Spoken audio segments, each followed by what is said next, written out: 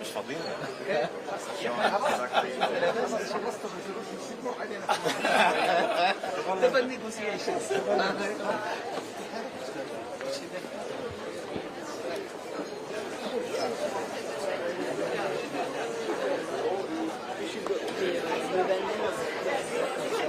tout le monde a who's outside? Don't recognize that. They're not. They haven't left yet. He's gonna be running behind.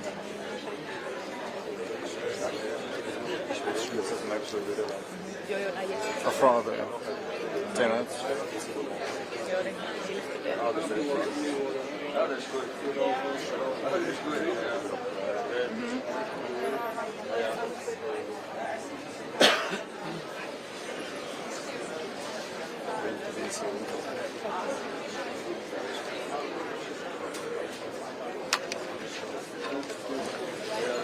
This is normally when something happens, when you do that.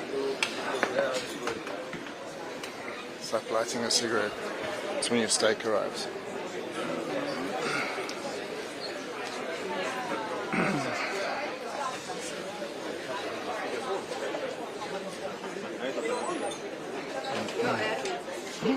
Pretzels.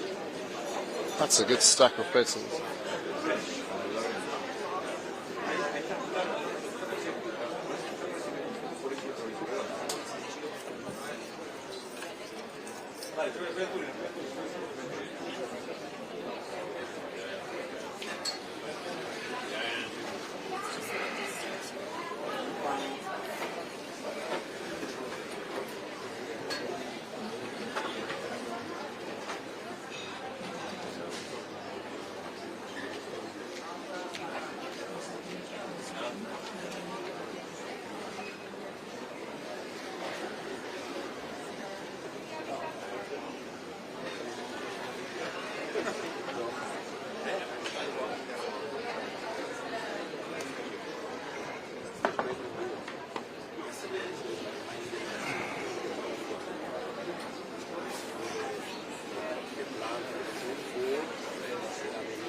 You're recording audio on the phone or what?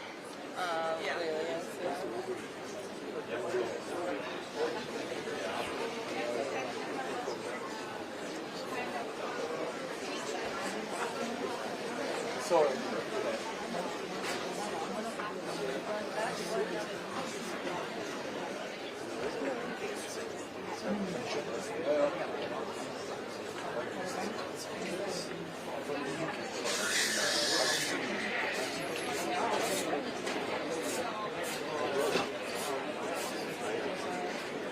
Exactly.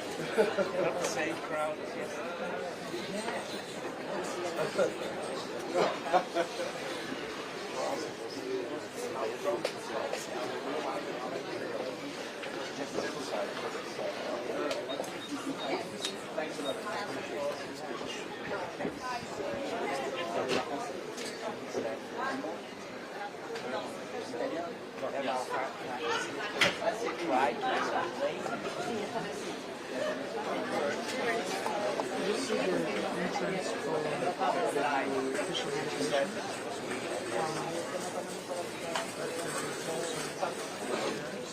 Exactly.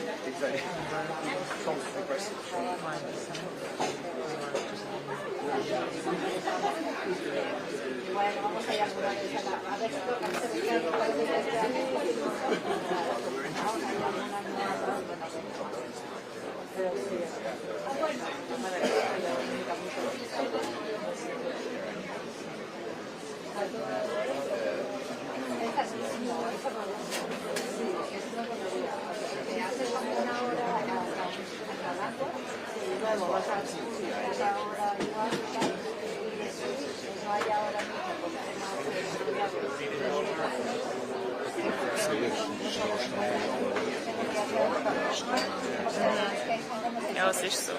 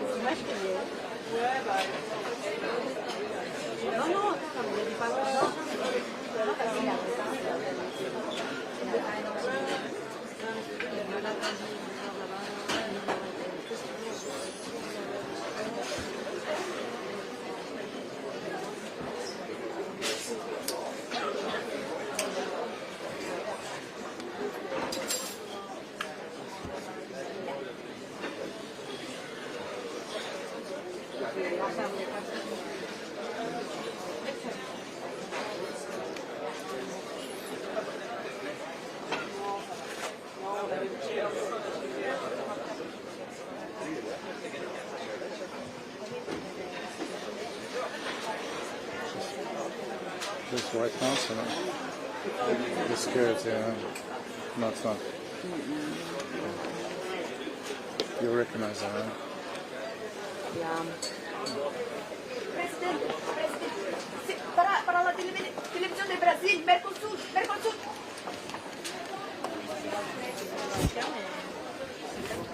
Brasil.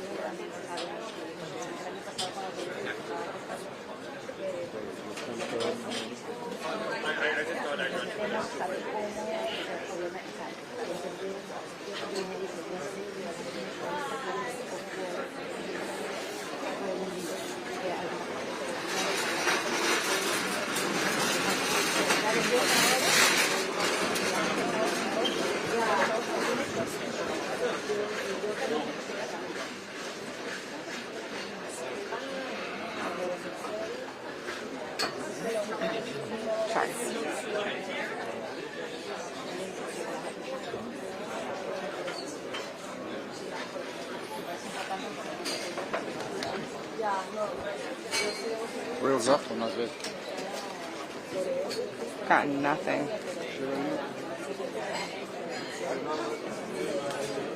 Just that they were holding. So I think we might be okay to do this. Pass it again.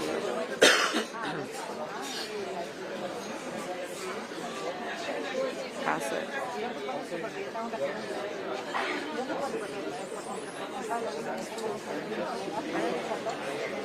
No, I know we'd have to do it out there. I just don't think. Just need time to set up. Yeah, right. I know. I think depending on his arrival, he still could be talking. It's up to you. I just want to be clear.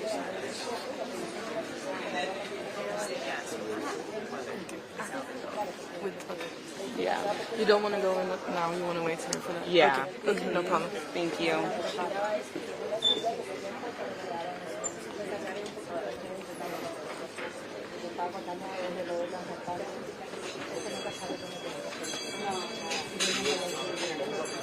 Tea time. Seriously.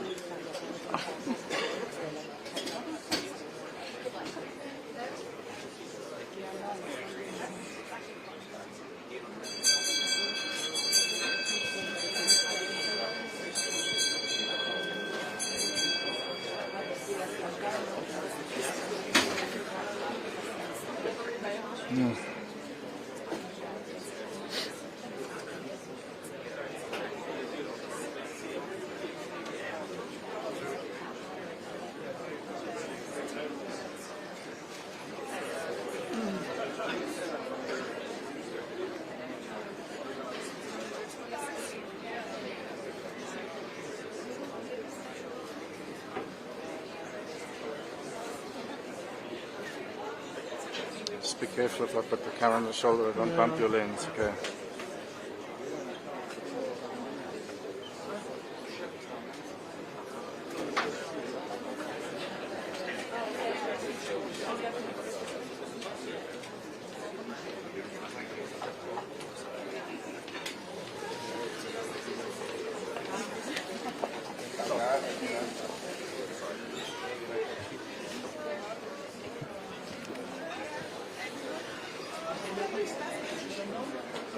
Okay.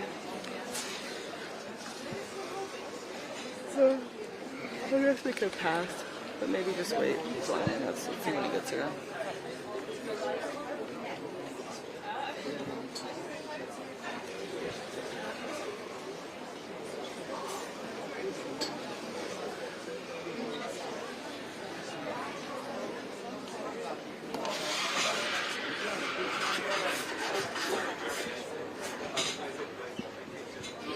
Probably a back way.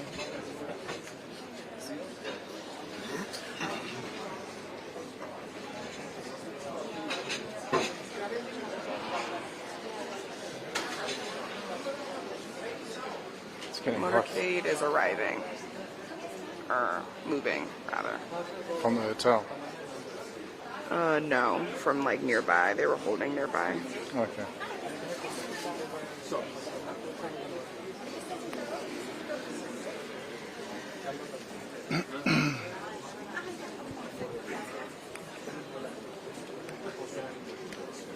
I'm not seeing any of his detail. No.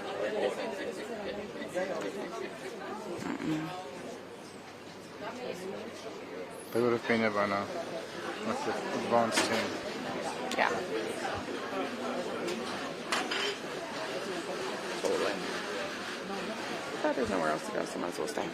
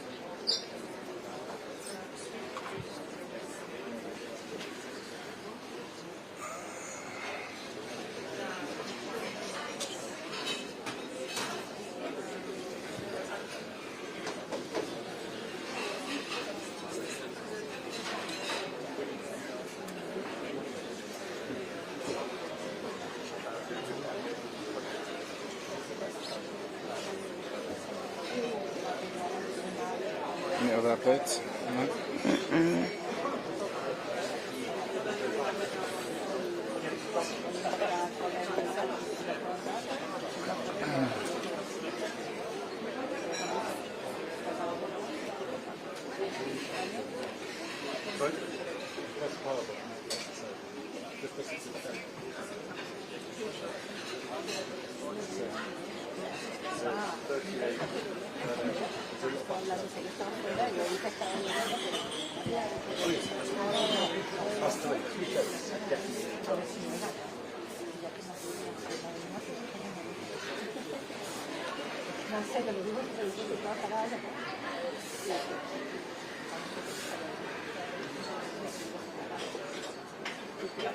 Anybody you recognize?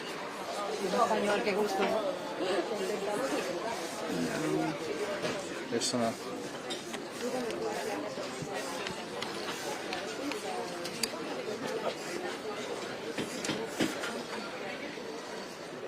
But I wonder if that hallway's clear.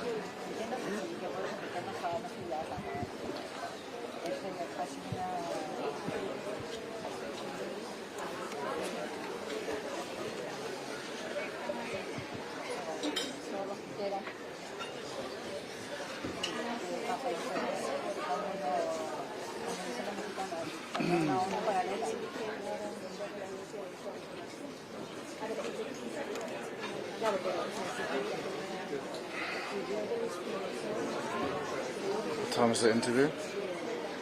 12:30. Yeah, I don't think we're gonna do it though.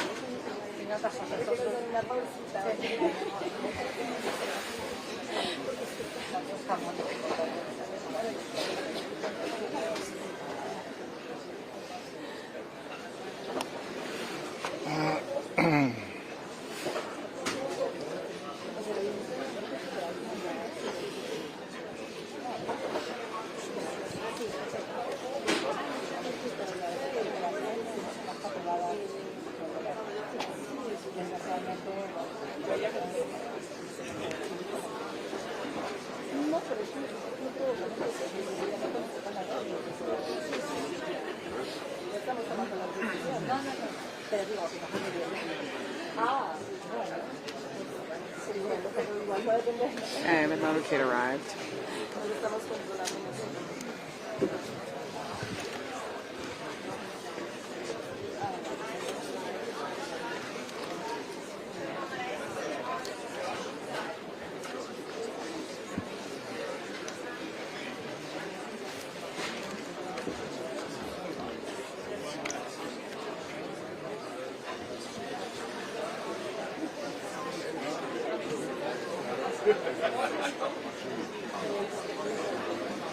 Oh,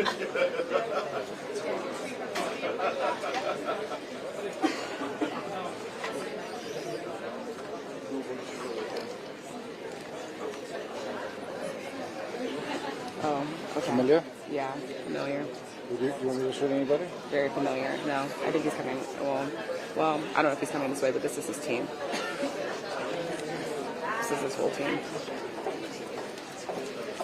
He probably went in, he might have gone in through the back.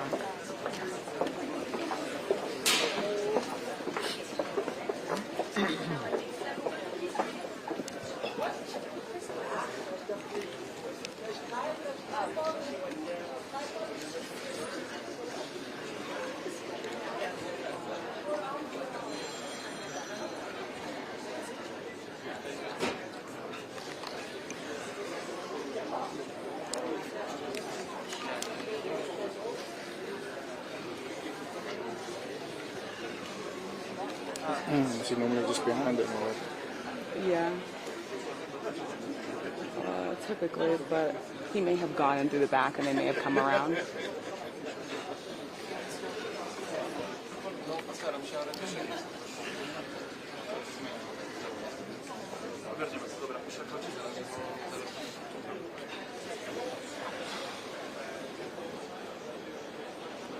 More security.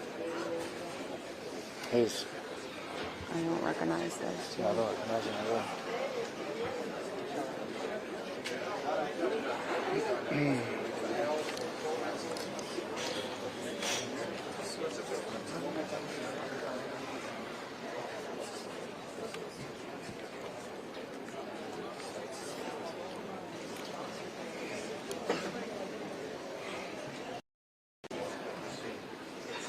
They look very relaxed.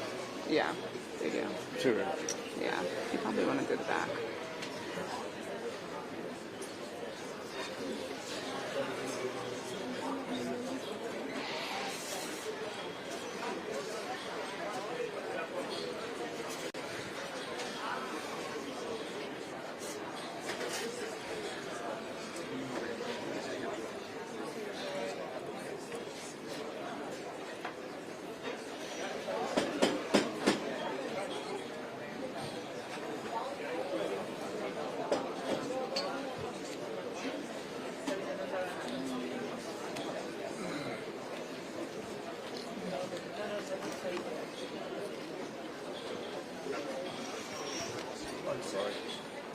That's the White House press pool.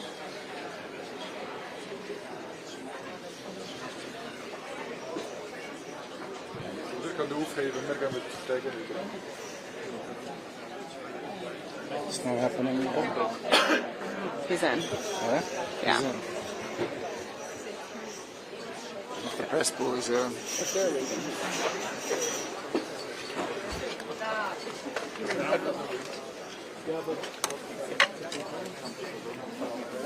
Where are they all going?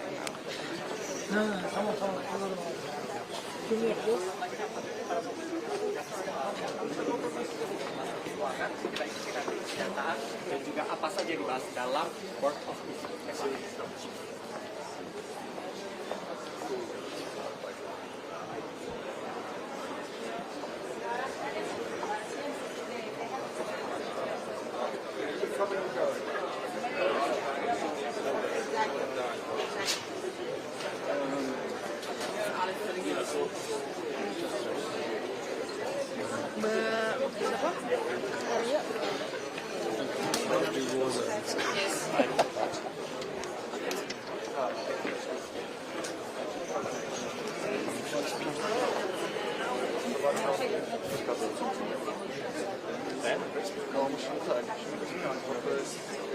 Nein, nein, nein.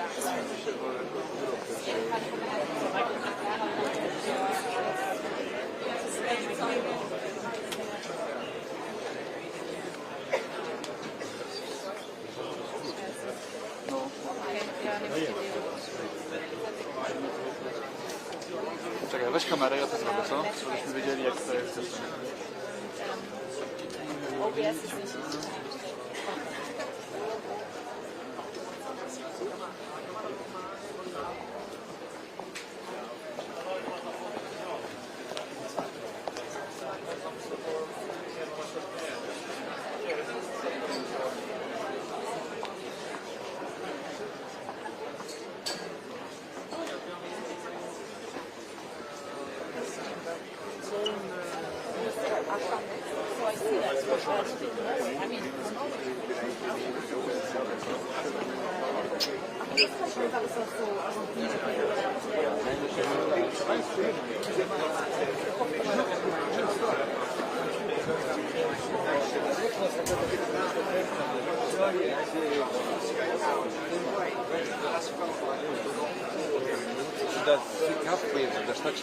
Zašto si? Čuj, meni je sve jedno. It has been the focus, one of the key focuses of this annual conference ever since last year. 2022 Ukraine has always had a big presence here, trying to press the case for the money that gathers here to be part of Ukraine's infrastructure industry, waiting to get these. President Zelensky will be coming now to meet Donald Trump. It's going to be lunchtime here. All week it's been unclear whether he will be making the schedule to speak. He does now have a platform, a main address, all behind it scheduled, but it has been late in the day, adding to this sense that Ukraine is not undermined to many civil opposing key privacy with this morning is they're down to one issue. But we can say what it was Ian Jared Kushner will go to Moscow this evening. So more moves on peace talking for about a year. I've spoken this morning to Vladimir Klitschko's brother, titled mayor, many to know as a world champion boxer. I first spoke to him about the war here 4 years ago. This morning we caught up with him.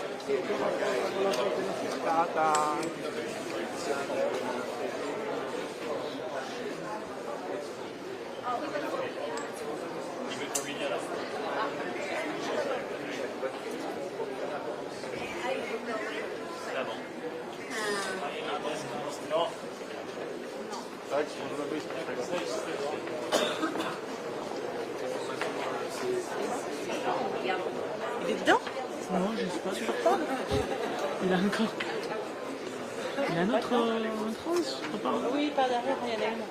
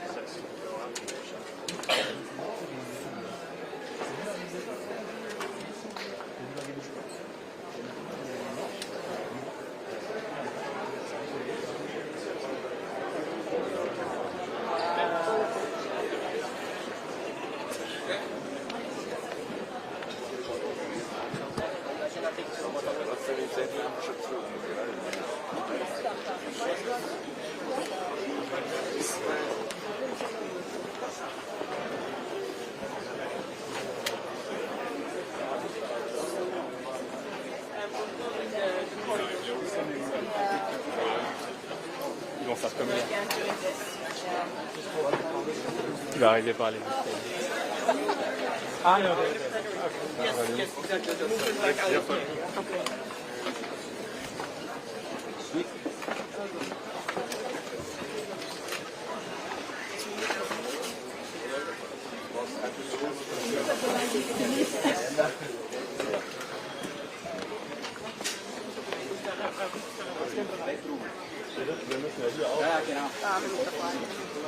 Sorry, we need to clear all of this area. You need to move back. Thank you. Sorry, please step back.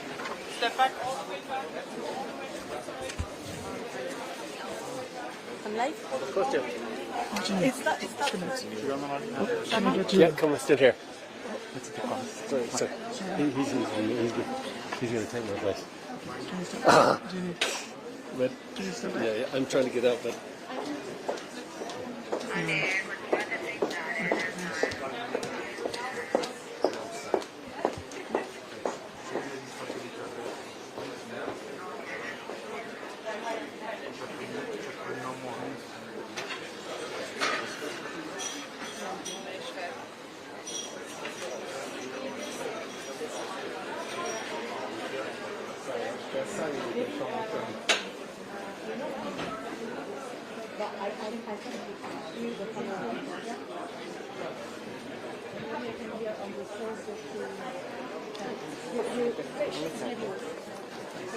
Chiamano per la diretta se esce. Tu lo voglio in diretta, non vuoi, non so.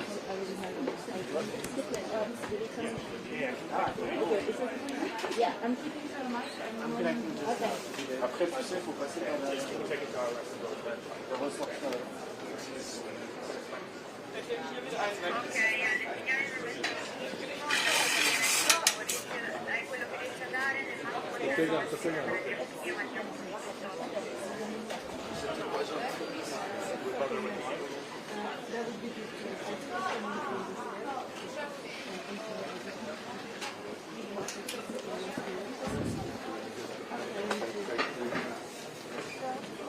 Sorry? Sorry?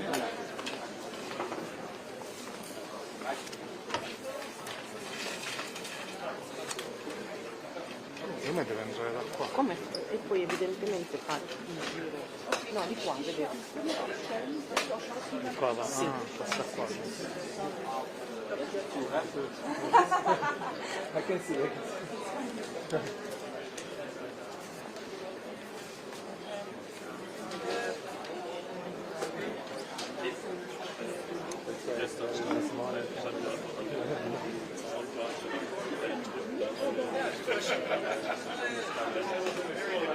Poi viene di qua perché lui sta guardando di là. Come ieri. Ah, lui controlla che non passano di qua. Poi ci passerà proprio davanti. He's coming from the plenary section, so from behind, from this side. He's coming this way. Sana sayıyorduk. Bak gidip çaktın. Ben biraz çakıya çok değil mi?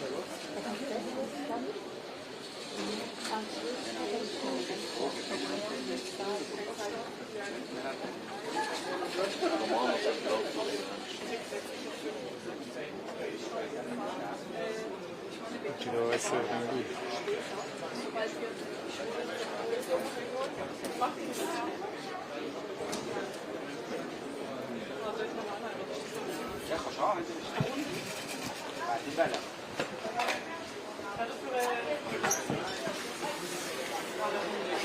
Hier zwei und die zum Beispiel hier Hebel machen, die Sau.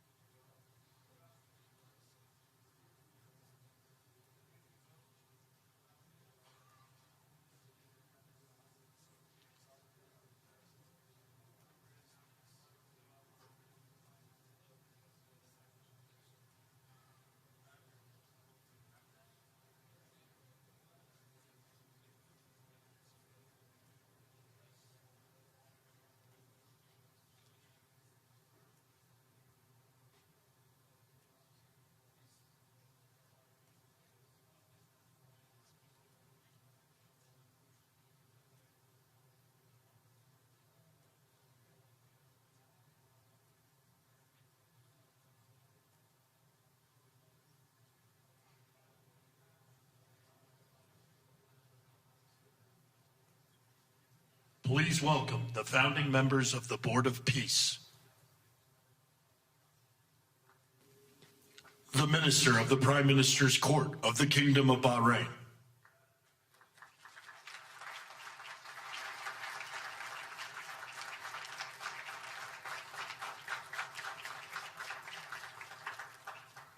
The Minister of Foreign Affairs of the Kingdom of Morocco.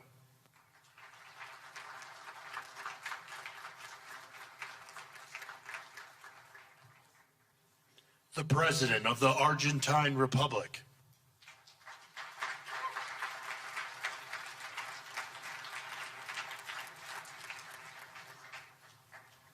The Prime Minister of Armenia.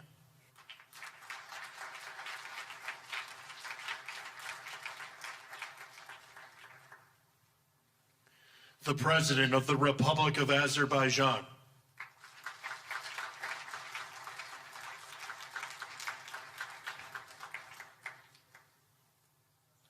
The Prime Minister of the Republic of Bulgaria.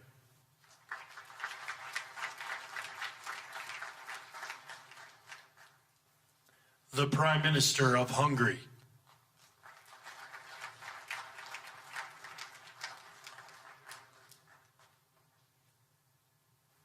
The President of the Republic of Indonesia.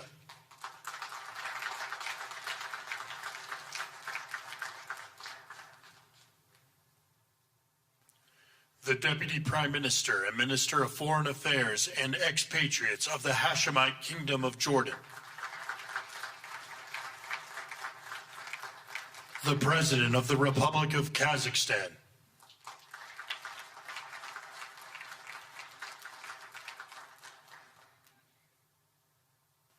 The President of the Republic of Kosovo.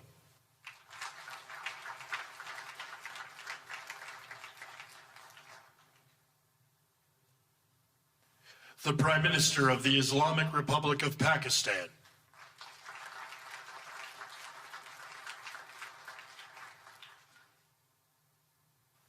The President of the Republic of Paraguay.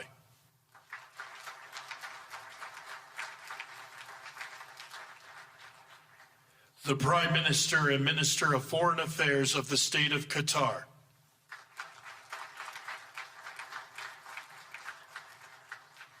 The Minister of Foreign Affairs of the Kingdom of Saudi Arabia.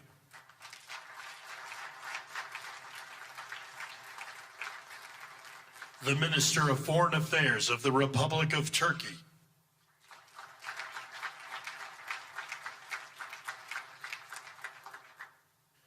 The Special Envoy to the United States for the United Arab Emirates.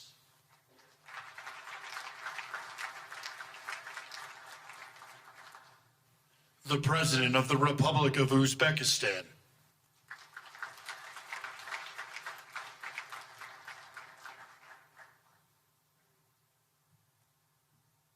The Prime Minister of Mongolia.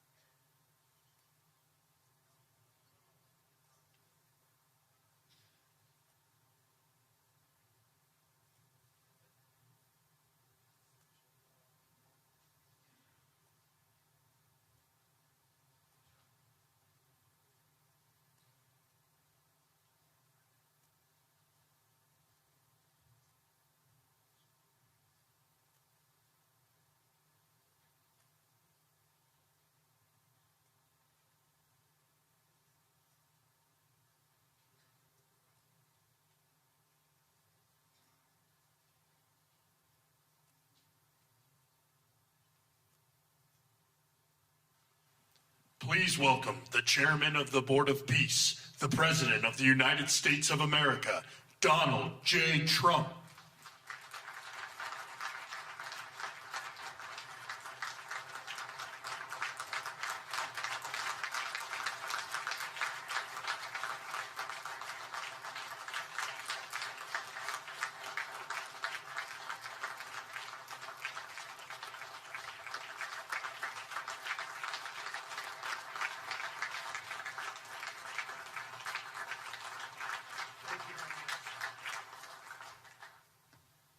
Well, this is a very exciting day. Long in the making, and many countries have just received their notice, and everybody wants to be a part of it. And we'll work with many others, including the United Nations. But I want to thank you all for being here. Yesterday we had an incredibly successful visit with many of the world's top business leaders, the best, the biggest, most successful, and foreign heads of state. And now we have one of the most important meetings of all, the official formation of what is known as the Board of Peace. I want to thank the Secretary of State, Marco Rubio, Special Envoy Steve Witkoff, and Jared Kushner, and their extraordinary work. I mean, they've done an amazing job. We have peace in the Middle East. Nobody thought that was possible. We've settled 8 wars, and I believe another one's coming pretty soon. You know what that is? The one that I thought was going to be an easy one has turned out to be probably the most difficult. Last month, 29,000 people died, mostly soldiers, in Ukraine, Russia.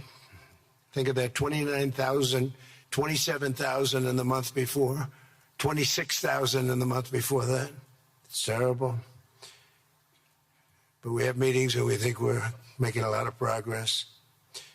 Thanks as well to Secretary Scott Bessent, Howard Lutnick, and Chris Wright, U.S. Trade Representative, Jamieson Greer. They're all doing such an incredible job. Ambassador Callista Gingrich, who is here, doing a fantastic, really fantastic work. Thank you, Callista. And many other members of my administration who are so committed to peace, and they're also committed to great success. Very importantly, let me recognize the very first group of distinguished members of the Board of Peace. They will be introduced by name in just a moment. Caroline will be doing that introduction. And to each and every one of you, we are truly honored by your presence today. Leaders of countries, in most cases very popular leaders, some cases not so popular, but that's the way it goes in life.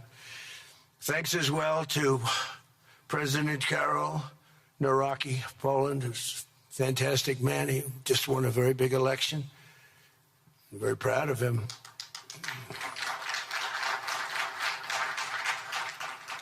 Amazing. Along with former Prime Minister of the United Kingdom, Tony Blair. Thank you, Tony, for being here. We appreciate it. And members of the Board of Peace Executive Board, great group. This week marks the 1-year anniversary of my second inauguration as president. No administration in history has achieved such a sweeping turnaround in 12 months' time at home and abroad. We have a tremendous mandate. We won the popular vote by millions. We won every swing state to 7. They were saying, can you win all 7? Is it possible? Because it's not done. And we won all 7. We have a great mandate back at home. As I said yesterday, the U.S. economy is booming with virtually no inflation. It was 1.2% for the last 3 months, and we inherited the worst inflation in the history of our country. And we have economic growth now of 5.4%, looks like. And I think that number can double and triple if we do the right things and if we change thinking so that if you announce good numbers, the markets go up, instead of if you announce good numbers, the market goes down because everybody tries to kill it by lowering or raising interest rates depending on the situation.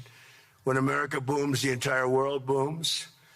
And we have secured commitments for over $18 trillion in new investment coming into our country, which is a record by many times over, not just by a little bit, by many times. There's no country ever in history that's gotten anywhere near that number. Slashed our trade deficit by 77%. This is in 1 year. Yesterday was 1 year. And signed historic trade deals with nations from all over the globe. Today, the world is richer, safer, and much more peaceful than it was just 1 year ago. We put out all those fires. A lot of people didn't know, including me, that some of those wars were going on. And some of them were going on for, in one case, 32 years, in another case, 35 years, and another one, 37 years. We were very happy to stop the war that had started with India and Pakistan, two nuclear nations. And I was very honored when the Prime Minister of Pakistan said President Trump saved 10 and maybe 20 million lives by getting that stopped just before bad things were going to happen. As president, I ended those 8 wars in 9 months, including Cambodia and Thailand. And by the way, many of the leaders are here. Kosovo and Serbia, the Democratic Republic of the Congo and Rwanda, Pakistan and India, Israel and Iran, Egypt and Ethiopia. We're working on that right now. I met yesterday with a very good general and a very good leader of Egypt. We're working on a dam that was built which precludes the Nile River from getting water. It's a little tough situation, but we'll get that settled. I really had it just about settled in my first term, and then we had a rigged election. Took me out of commission for a little while, but here I am back. We'll get it settled. But it's a pretty tough situation. A dam was built and the water doesn't come down to the Nile. When I think of Egypt, I think of the Nile, but I think of the Nile with water in it. Armenia and Azerbaijan, a lot of these leaders have become my friends. They become my friends. They're here. And of course, the war in Gaza, which is really coming to an end.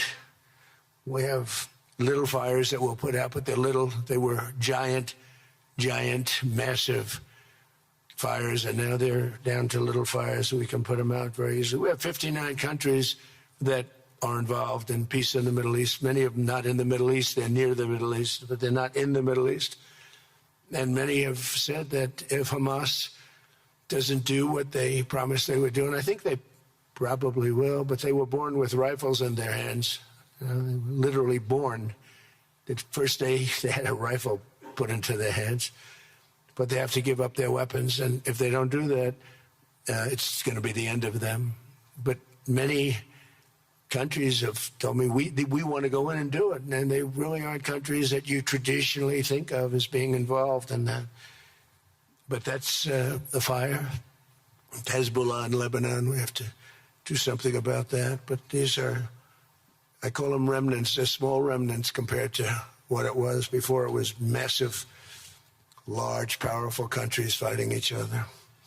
In another great victory for the ultimate goal of peace in June, we obliterated Iran's nuclear enrichment capacity with Operation, we call it Operation Midnight Hammer. And it was midnight, it was dark, no moon, and every single one of those bombs from the B-2 bombers hit the air shafts and went deep into the earth and totally obliterated everything that they were doing. They were 2 months away from having a nuclear weapon. Can't let that happen.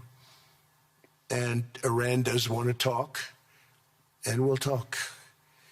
We've also hit ISIS in Syria, and very strongly, as you know. In my first administration, I took out al-Baghdadi, the founder of ISIS, and he was trying to start it up again because due to the tremendous talent of General Raisin Kane, as I call him, he wiped out ISIS in a period of 3 weeks in my first term. You know, we had a great first term, but the second term is, I think, blowing it away, actually. But we took out ISIS, and we had, it was gone, but during the Biden administration, it formed again a little bit.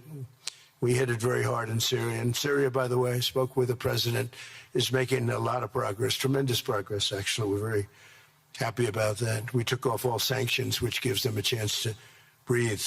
And he is working very, very hard, and I think he's going to put it all together. So many things are happening, many good things. Threats to Europe and America, the Middle East, and other places are really calming down. It's a lot different than it was just 1 year ago. Just 1 year ago, the world was actually on fire. A lot of people didn't know it. And in Nigeria, we're annihilating terrorists who are killing Christians. We've hit them very hard. They've killed thousands and thousands of Christians. What's that all about? Much of this unprecedented success is possible because I rebuilt our military in my first term, and now we're making it even stronger. We have a budget of over $1 trillion this year, and next year we're going to $1.5 trillion.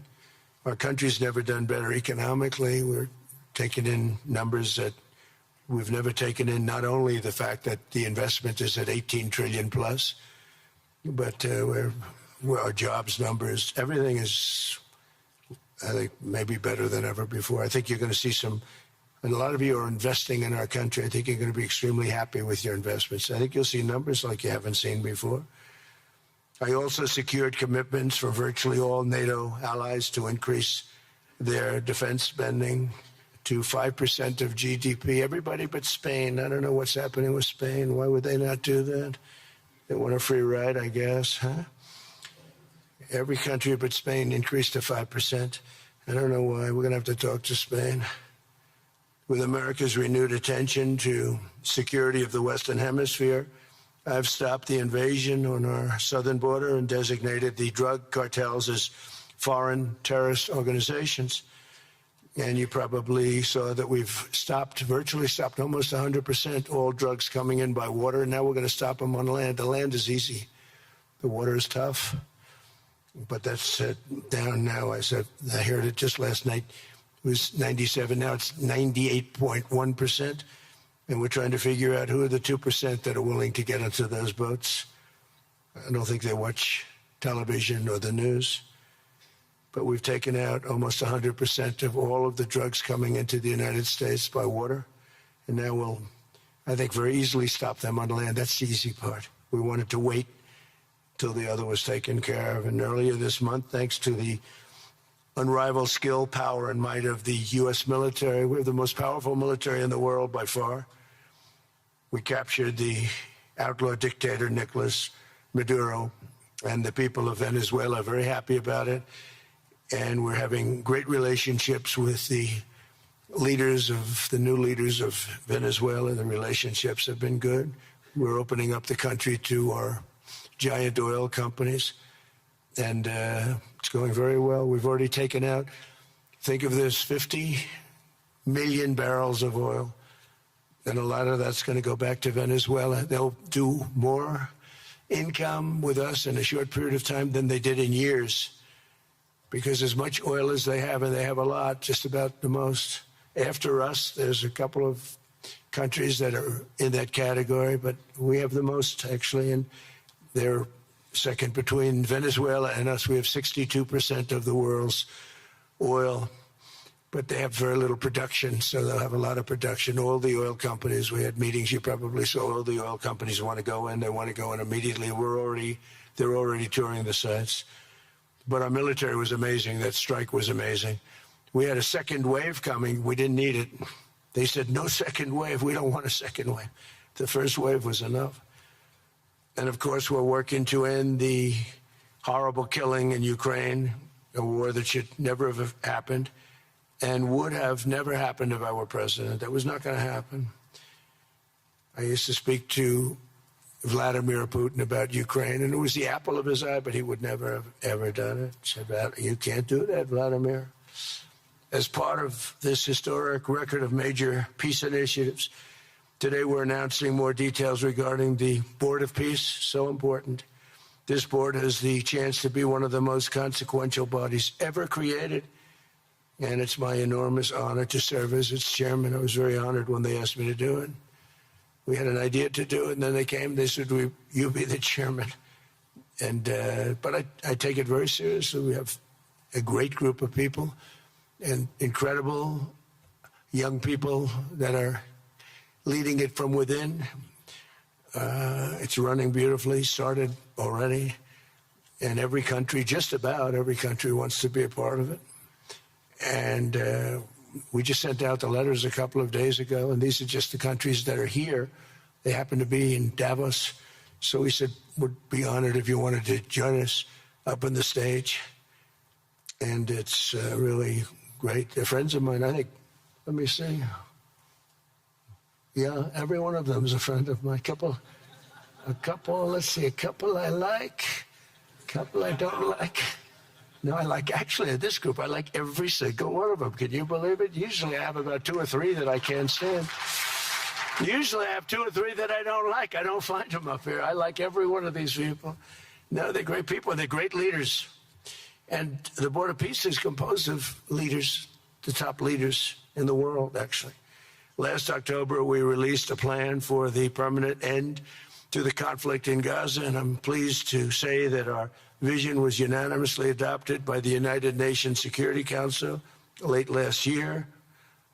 Under phase 1 of this plan, we have painstakingly maintained that Gaza, and we're going to have it very strongly, and it's what we have, maintained the Gaza ceasefire, delivered record levels of humanitarian aid. We've given aid. You know, you used to hear all the people were starving and it was terrible.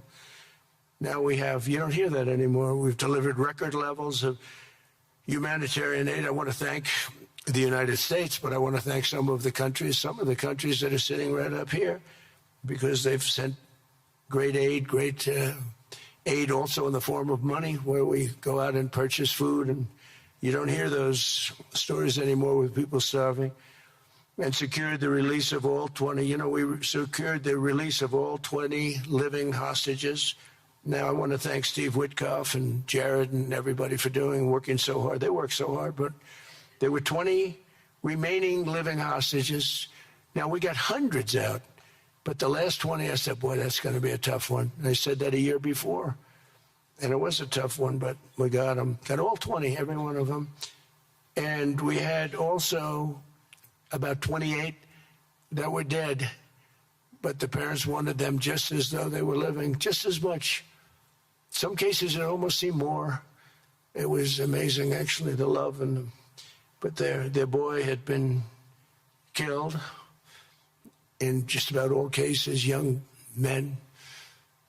Their boy had been killed, and they wanted the body of the boy, and it looked like it couldn't be done. And with the exception of one, and we're close on the track of that, we've got them all, every single one of them, which is amazing.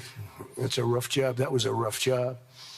And I've been very clear that Hamas must return that last remaining deceased hostage as well, and that will be the full commitment. And then we get on to other things, and we're committed to ensuring Gaza is demilitarized, properly governed, and beautifully rebuilt. It's going to be a great plan, and that's where the Board of Peace really started. And I think we can spread out to other things as we succeed with Gaza. We're going to be very successful in Gaza. It's going to be a great thing to watch, and we can do other things. We can do numerous other things. Once this board is completely formed, we can do pretty much whatever we want to do, and we'll do it in conjunction with the United Nations. You know, I've always said the United Nations has got tremendous potential, has not used it, but there's tremendous potential in the United Nations, and you have some great people at the United Nations, but so far it hasn't. You know, on the 8 wars that I ended, I never spoke to the United Nations about any of them. And you would think that I should have. You would think they could have done those 8 wars, but they couldn't have. And they tried, I guess, in some of them, but they didn't try hard enough. But there's tremendous potential with the United Nations. And I think the combination of the Board of Peace with the kind of people we have here, coupled with the United Nations, can be, you know, something very, very unique for the world. It's for the world. This isn't United States. This is for the world.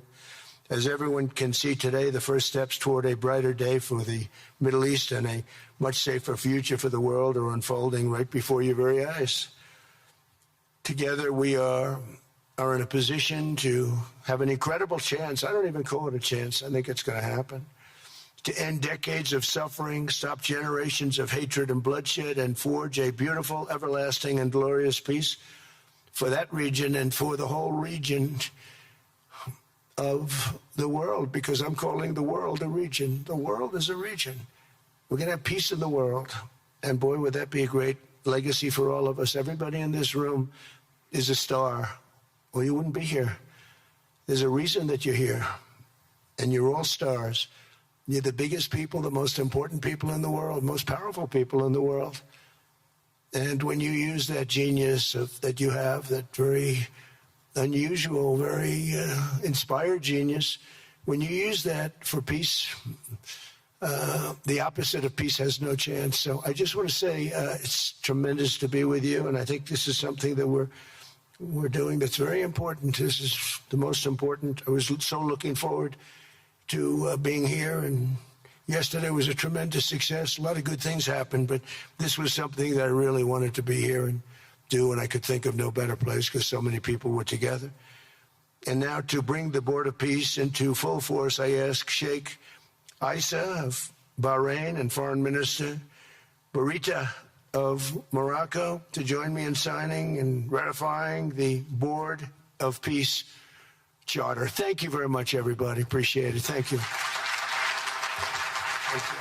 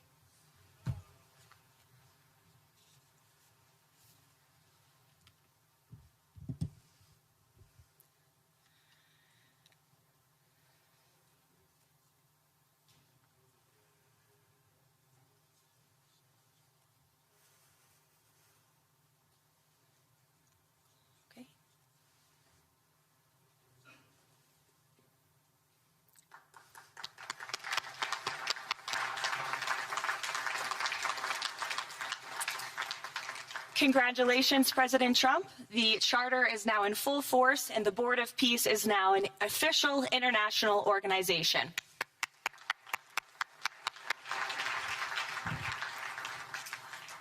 We will now continue the signing ceremonies, beginning with the President of Argentina and the Prime Minister of Armenia.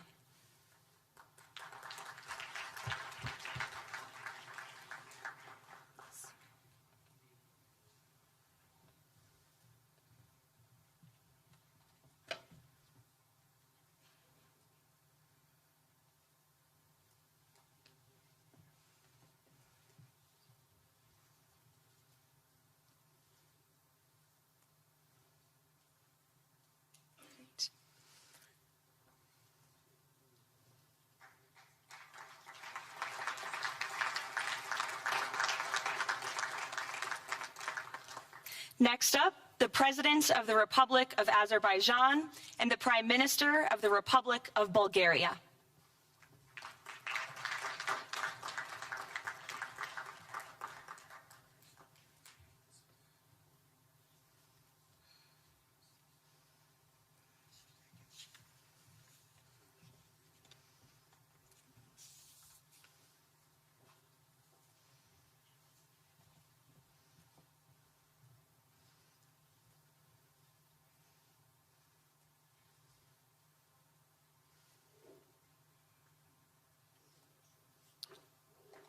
Thank you. Next, the Prime Minister of Hungary and the President of the Republic of Indonesia.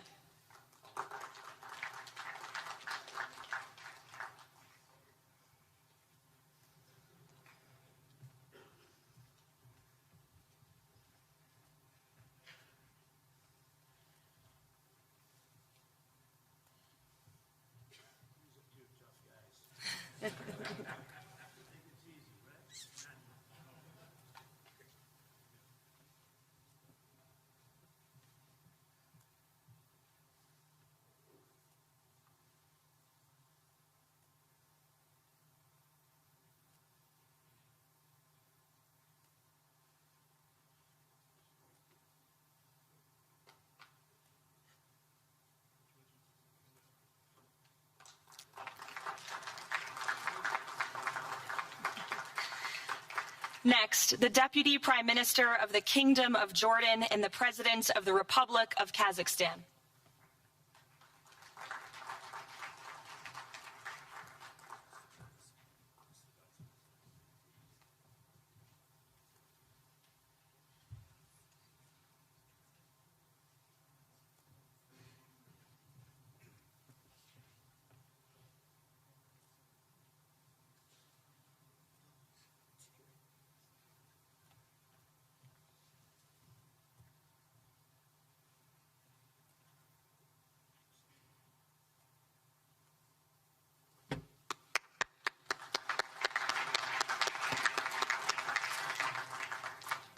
Next, the President of the Republic of Kosovo and the Prime Minister of the Islamic Republic of Pakistan.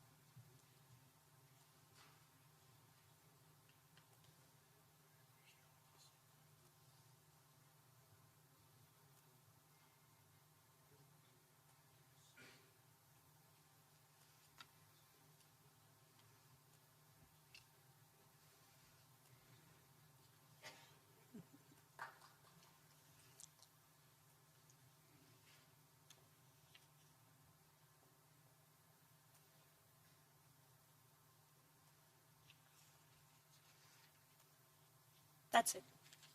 Yes. Thank you.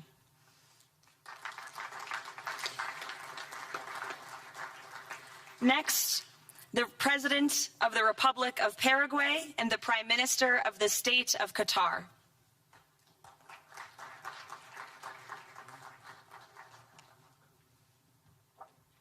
Hello, good, how are you?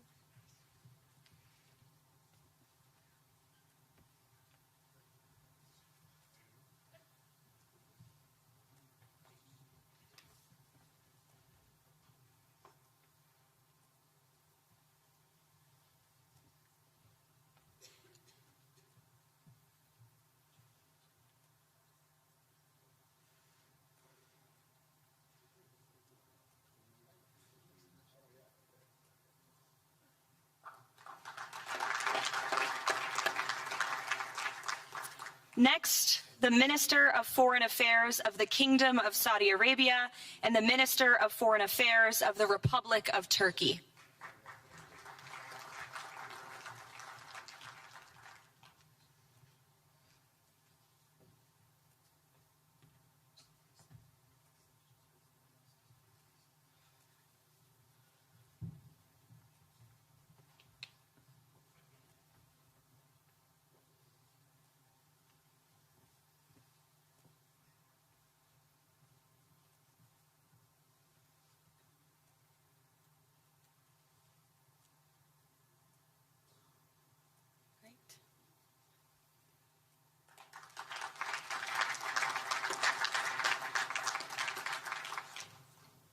Next, the Chairman of the Executive Authority Affairs of the UAE and the President of the Republic of Uzbekistan.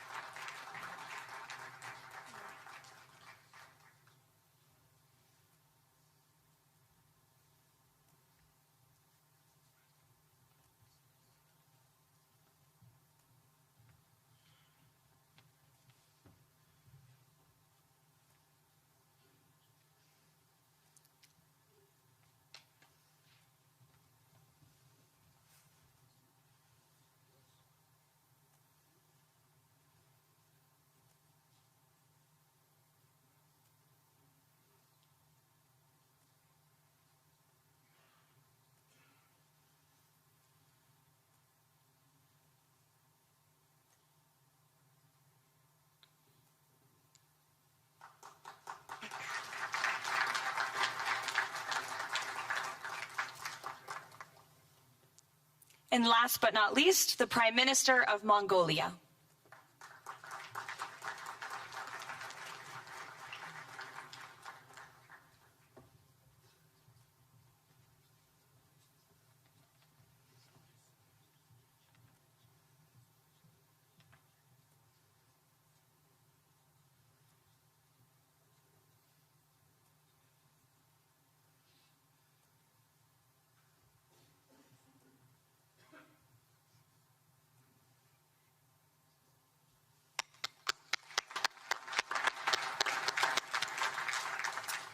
Congratulations, everyone. This concludes the signing ceremony. If President Trump and all of the Board of Peace members could please join the President around the table. The President is now going to sign the inaugural resolution that will resolve the Board of Peace's Gaza mandate per the United Nations Security Council Resolution 2803.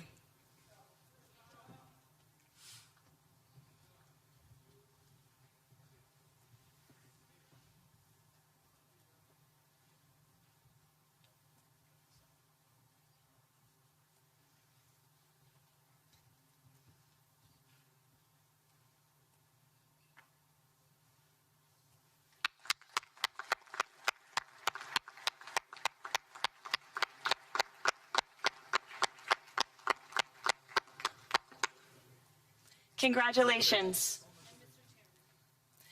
If President Trump and all Board of Peace members could please take their seats in the front.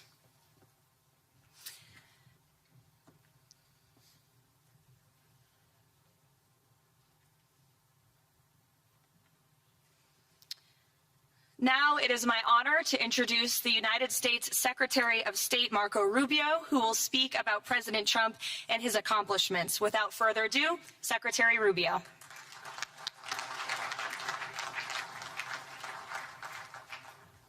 Thank you very much. It's an honor to be here today. It's an honor to serve as the Secretary of State during a historic presidency.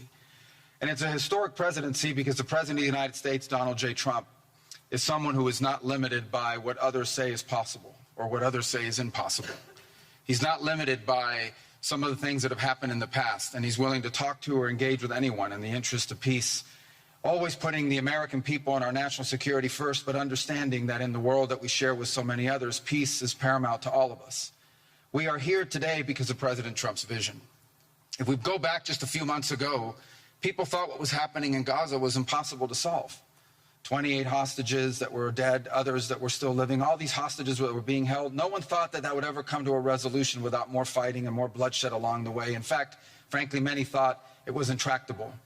And sadly, many of the institutions that have served us well, in many cases, for the last 70 years, were unable to do anything about it. But President Trump had the vision and the courage to dream the impossible, to believe that it was doable, and to pursue it with all of his heart. And he was in that capacity assisted by an extraordinary team, and I think both Jared and Steve deserve a tremendous amount of credit, Jared Kushner and Steve Woodcock, for all the work they put in. And all of our partners here today. And now we have this Board of Peace, who I believe's possibilities are endless. Obviously, with a focus, first and foremost, on making sure that this peace deal in Gaza becomes enduring. And I know this president has it as his highest priority and will give it everything he has to make sure that this is successful. I also want to acknowledge the extraordinary leaders that are here today. This is not just a Board of Peace, this is a Board of Action. Just like President Trump is a president of action. A lot of times people like to give speeches. I've been to many at these forums, and they're not useless, and they're not, they have utility in many cases. But oftentimes in international affairs, we often find ourselves at events where people are reading these scripted statements, these strongly worded letters that they put out, but no action. Nothing happens. This is a group of leaders that are about action. And the President of the United States is a president of action, of getting things done. And today is the beginning of that, of a new era and a new stage that we think is so important as a model to the rest of the world of what is possible. And clearly the focus is right now on Gaza and making sure that the plan that's about to be presented to you here today, this vision for the future of Gaza, this vision for the future of the region, is not just possible and promising. It is our destiny if we put the time and the effort that it requires, as I know this board will do. But I also think it will serve as an example of what's possible in other parts of the world. Without losing focus on what's before us now, this is what's possible for other places and other conflicts that seem impossible to solve right now. So I want to, on behalf of the United States, on behalf of the team that worked so hard on this, thank every single one of the leaders that are here today and all of the countries that have committed to joining, and many others who are going to join. Others either are not in town today or they have to go through some procedure internally in their own country because of constitutional limitations. But others will join. Many want to be a part of this effort because it is going to be a successful effort. And you see it reflected here today among countries of different backgrounds from different parts of the world, majority Christian some, majority Muslim others, who've come together. In fact, former adversaries who have joined here as part of this Board of Peace. And all was possible, and I want to acknowledge this again, because of the vision and the drive of the President of the United States. So thank you all for joining us here today. We appreciate it very much.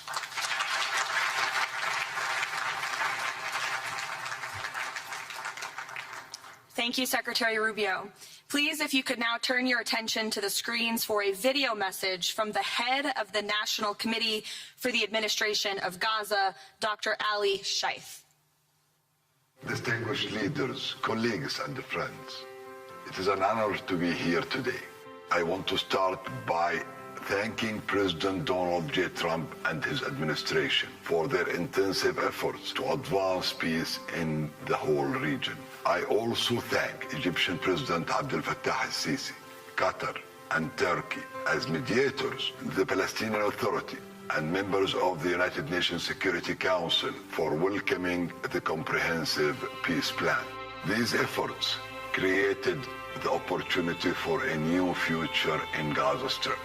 But what will really matter is what comes next. This transition will succeed only if it delivers real, tangible improvements in daily life for Gazans. As Chief Commissioner of the National Committee for the Administration of Gaza, it's my responsibility to turn this moment into action, to restore order, to rebuild institutions, and to create a future for the people of Gaza defined by opportunity and dignity, under the principle of one authority, one law, and one weapon. As a first step, I am pleased to announce the Rafah crossing will open next week in both directions. For Palestinians in Gaza, Rafah is more than a gate. It is a lifeline and symbol of opportunity. Opening Rafah signals that Gaza is no longer closed to the future and to the war. I want to be clear, there is much more work ahead, and none of it is easy. The road forward will involve difficult decisions and setbacks, but this is a real step, and it marks a new direction. Now, I would like to address the people of Gaza. من أرض الكنانة أتوجه الآن بكلمتي إلى أبناء شعبنا الصامد الصابر في قطاع غزة. لقد صمدتم وحافظتم على أسركم وأرضكم خلال سنوات عصيبة هجاء صبرت أعماقكم وكل الحدود. إن صمودكم الأسطوري له أعظم ما قدمت. Your legendary steadfastness is the foundation upon which we will build our future together. This moment is not for looking back, but for moving forward toward a prosperous and bright future. A future where our children grow up without fear or anxiety, where work is rewarded, schools are opened, and daily life regains its stability and security. The coming stage requires the concerted efforts of everyone. But you will not face it alone. Your voices have weight, your actions have impact, and your commitment to peace and the rebuilding of your communities will define the futures of the new Gaza Strip. Step by step, with discipline and determination, we will build a capable Gaza, capable of self-reliance, and we will build it into a center for freedom, opportunity, and peace. اليوم أسأل الأسرة الدولية ليس فقط أن تدعم هذه أسأل by our actions, hold us to clear standards and stand with the people of Gaza as we take this responsibility for our future. Thank you, ladies and gentlemen.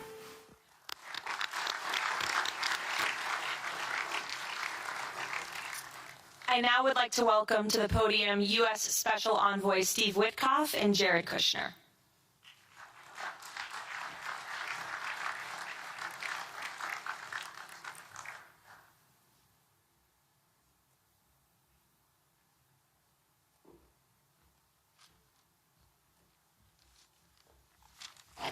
Thank you, everyone, and welcome here. This is really my honor to be up here speaking. I remember when the president asked Jared, and of course our great Secretary of State to work on something that the world thought was impossible and unattainable. But the President, on this peace deal for Gaza, as on all other deals we work on his behalf, said we had to try. And of course we were inspired by that. We have achieved a peace deal in Gaza. We have brought the hostages home, all of the bodies except for one, and we will bring that body home too. And maybe most importantly, we have created a sense of hope for what the future can bring in Gaza and all other places where the Board of Peace will operate. And I am so honored, Mr. President, to have worked on this on your behalf. I'd like to thank some people who are here with us tonight who have done so much, done indispensable work to bring this deal together. Sheikh Mohammed, my good friend from Qatar, and Ali Al-Tawadi, Hakan, Fidan, and Ibrahim, General Hassan, and Foreign Minister Badr Abdulati, and of course, President Sisi, and Prime Minister Netanyahu, former Special Envoy Ron Dermer, and Michael Eisenberg for all that they did. I would also like to thank our core working group and members of the Board of Peace who have been working nonstop on behalf of this incredible, noble effort, around the clock for months on end, sacrificing time with their families and their own personal lives because they believe in the mission and the vision that the President has set out for us. I'd also like to thank, those people include Tony Blair, Yakir Gabay, Josh Grunbaum, Aryeh Lightstone, Laurent Tankman, Admiral Cooper, General Frank, and I probably have forgotten some along the way. And then perhaps most importantly, I want to thank our administration. We have an incredible team. It's amazing to work for this administration. I think you see the results that we get on behalf of the President because he inspires us so much. So I'd like to thank the Vice President of the United States, J.D. Vance, for all of his help and guidance, our Treasury Secretary, of course, the Secretary of State, who we work hand in glove with, and a special thanks to our Chief of Staff, Susie Wiles, who is always available to us for consultation, for steering, and for all else that she does. Thank you.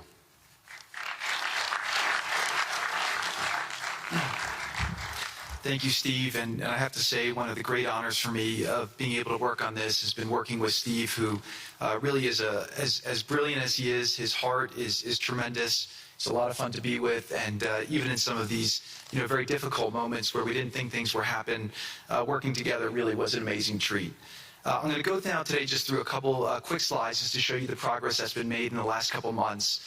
It was just over 100 days ago that we got the final deal done, and everyone was celebrating and joyous about the hostages coming home and the end to this long war that nobody thought was possible. And Steve and I were panicking, saying, what do we do next? How do you implement peace? And as you guys know, peace is a different deal than a business deal because you're changing a mindset. And in Israel, there was 2 years of very intense war. For the people in Gaza, there was more than just 2 years of war. They had 20 years of hopelessness, being ruled by a terrorist organization. For the people in the Middle East, their hearts were pulled by this. And throughout the entire world, it really was weighing on us. And so we needed to think about, what do we do next? How do we change the habits? How do we change the behaviors?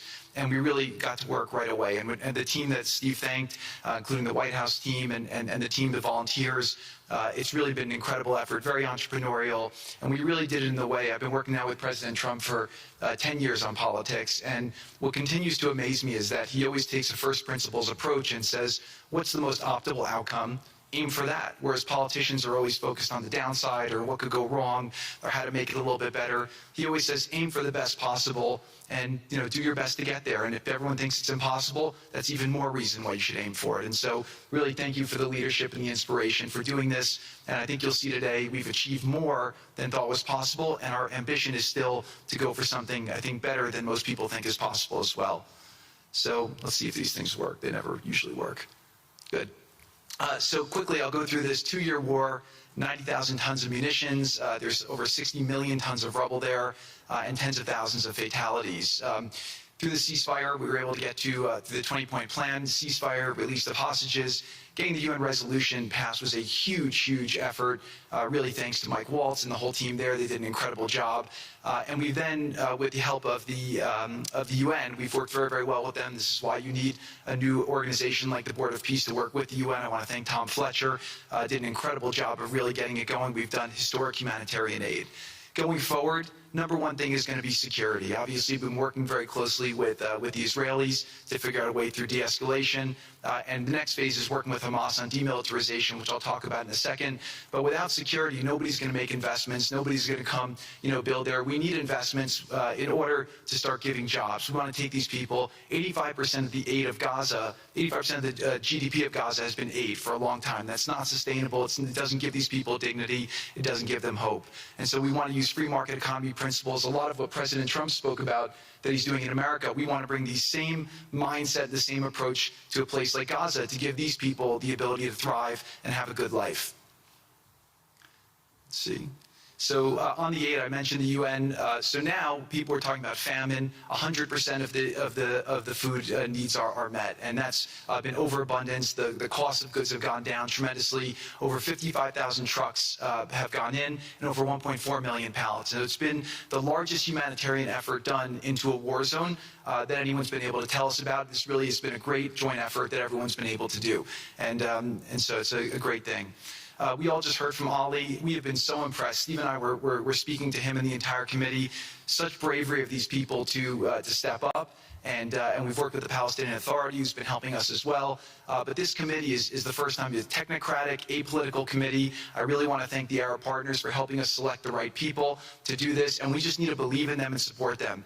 I put this up here. It's probably a little too small for me to read, but this is really important if you saw the mission statement. So Hamas's mission statement was, we need to destroy the state of Israel.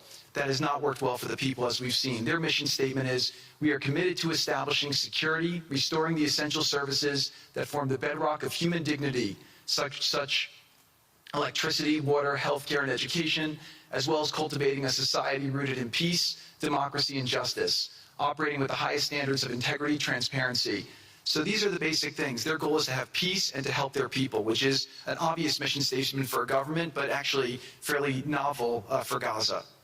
So we did a master plan. We brought in, I thank Yakir Gabay, who's one of the most successful real estate developers and brilliant people I know. He's volunteered to do this, not for profit, really because of his heart. He wants to do this.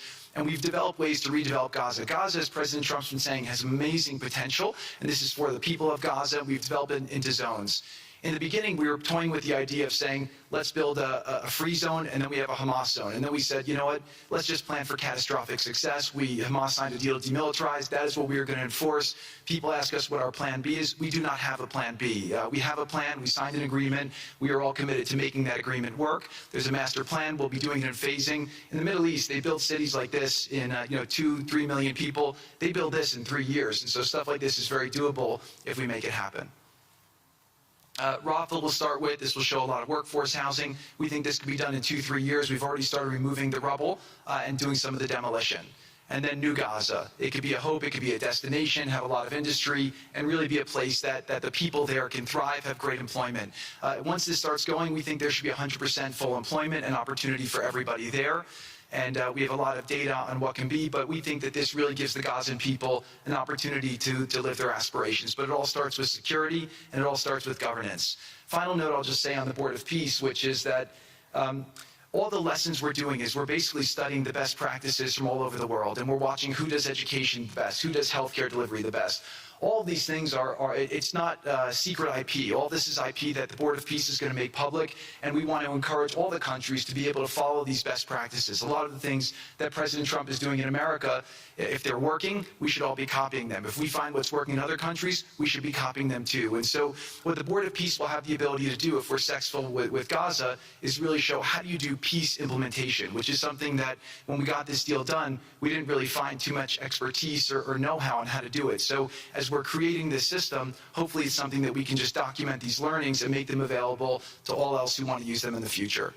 So demilitarization, this is something we're starting now. We have a new government in Gaza. This government will be working with Hamas on the demilitarization to really take the principles that were agreed to in the document to the next phase, and hopefully that will be successful. Without that, we can't rebuild. So if Hamas does not demilitarize, that will be what holds back Gaza and the people of Gaza from achieving their aspiration, and that's very important. So the next 100 days, we're going to continue to just be heads down and focused on making sure this is implemented. We continue to be focused on humanitarian aid, humanitarian shelter, but then creating the conditions to move forward. So thank you. Final point I'll just make is this is really only possible because of the work of so many people and President Trump's great leadership. But a lot of you have been asking, how can we help? So the countries have all been incredibly generous. We'll be doing the first conference where we'll announce a lot of the contributions that will be made in a couple weeks in Washington. From the private sector, there'll be amazing investment opportunities. I know it's a little risky to be investing in a place like this, but we need you to come, take faith, invest in the people, try to be a part of it. And then finally, I'll just talk to people on the media and on the social media, which is, this deal only happened because we worked with Israel, we worked with Turkey, we worked with Qatar, we worked with Saudi, we worked with Egypt. I mean, everyone worked together. We worked with UAE. We all worked together to make this happen. I see a lot of people trying to escalate, criticizing Israel or Israelis criticizing Turkey or Qatar. Just calm down for 30 days. I think that the war's over. Let's do our best to try working together. Our goal here is peace between Israel and the Palestinian people. Everyone wants to live peacefully. Everyone wants to live with dignity. Let's put our efforts towards promoting those who are doing the work to build this up, like Ali and his committee. Let's focus on the positive stories, and let's just calm down, turn a new chapter, and if we believe that peace is possible, then peace really can be possible. So we're going to continue to work every day. We need all of your help to do it. And again, I just really want to thank President Trump for his leadership in doing this. This would not have been possible without your commitment to this. Everyone thought it was impossible to end this war.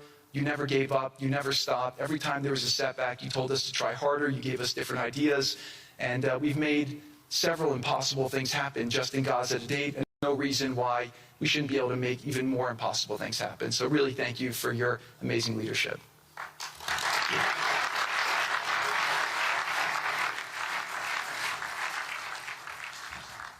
Thank you, Jared and Steve. Now I would like to introduce and welcome to the podium the High Representative for Gaza, Nikolay Mladenov.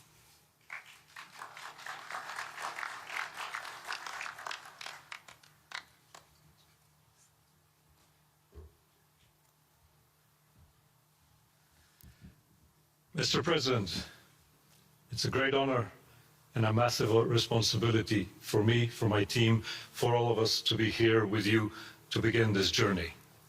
Who would have thought 2 years ago that we will be sitting here with this group of countries, with this leadership, giving the people of Gaza a new chance?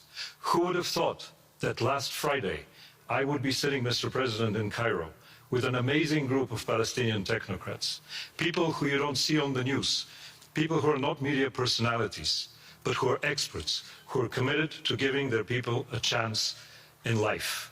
And this is what this is all about. For too long, Gazans, Palestinians, and Israelis have lived with conflict, with death, with destruction. Now, the page turns. And whether that page turns successfully really depends on all of us. We have the ingredients for it. We have the leadership of the United States and President Trump. We have a great group of countries joining the Board of Peace and more to come. We have a fantastic Palestinian team on the ground, and we must make it work. Our partnerships are there, our plans are in place, and we need your support. And finally, I look to all of you who are in this room and who are watching this meeting from their screens at home or in their offices. Please put away your talking points for a minute. Please put away your fears. Please put away your concerns. Please stop listening to the rumors and to the gossip. Focus on what we have to do today, because the future of 2 million Palestinians is at stake, and if we give them a chance, we will do more than that. We will create opportunities for 1 billion people who live in the Middle East and beyond, and who are responsible, also who want to see transformation and a chance in life for the future. So please join us on this journey, join the Board of Peace, and join us in supporting this excellent initiative. And thank you again, President Trump and the United States, for taking this decisive leadership forward.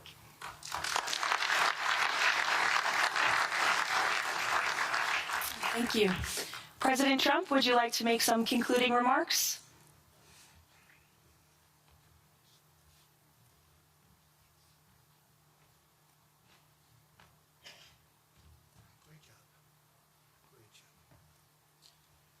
Well, I just want to tell you it's all happening. And one of the first things I said when we really got involved in this project, and it's a big one, but it's very doable, I said to Jared and Steve and some of the other folks, including Larry Fink, and congratulations on the great success. The two of you have done a fantastic job. This is bigger and better than ever. We usurped some of your time for a very important reason, and you understand that better than anybody, and we appreciate that you're here very much. Thank you both very much. But I said that, you know, this is a great location. It all begins, see, I'm a real estate person at heart, and it's all about location. And I said, look at this location on the sea. Look at this beautiful piece of property, what it could be for so many people. It'll be so great. People that are living so poorly are going to be living so well. But it all began with a location. That's the vision. They look out on the waters, and very few places are like it.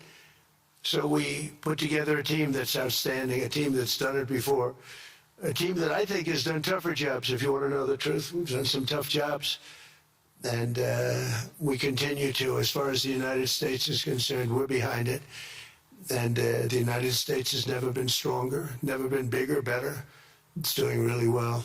You see that, building thousands of businesses, plants, factories all over the United States are right now under construction. Nobody's ever seen anything like it. And this is just an honor to be involved with this and to be involved with the great people in this room and the great leaders that are sitting on stage. We thank you very much.